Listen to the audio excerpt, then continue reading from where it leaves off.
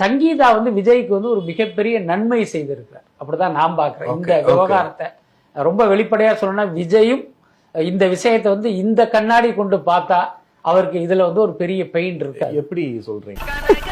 ஏப்பா அழுகுற முரியசா? என்னமா ஃபீல் பண்ணி கூவுறான்டா அவன். நீ ஏன்டா அழுகுற? இல்ல வாங்குற காசுக்கு மேல கூறாடா கொய்யா. போடா கொய்யால. காசாடா முக்கியம், கூவல் தான்டா முக்கியம்.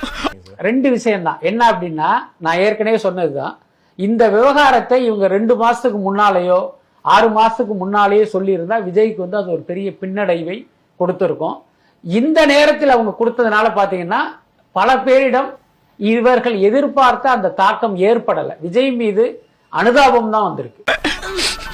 கொய்யால கொய்யா கொய்யா கொய்யால ஐயா, என்னய்யா இதெல்லாம்?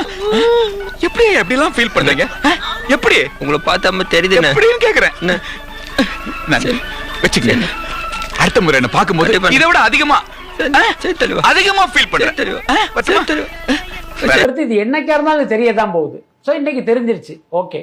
அதுக்கடுத்து இத்தனை நாள் பாத்தீங்கன்னா ஒரே வீட்டுக்குள்ள 2 பேர் இருக்காங்க, அவங்களோட பேசல, என்ன அவங்க முகத்தை பார்க்காம வாழ்ற அந்த சிறை வாழ்க்கை இருக்குல்ல, அது எவ்வளவு கொடூரமானது அப்படிங்கிறது நிச்சயமா நீங்க யோசிச்சு பார்த்தாலே உங்களுக்கு புரியும். அந்த வாழ்க்கையில இருந்து ஒரு விடுதலை அப்படிங்கிறது ஒரு பெரிய விஷயம்.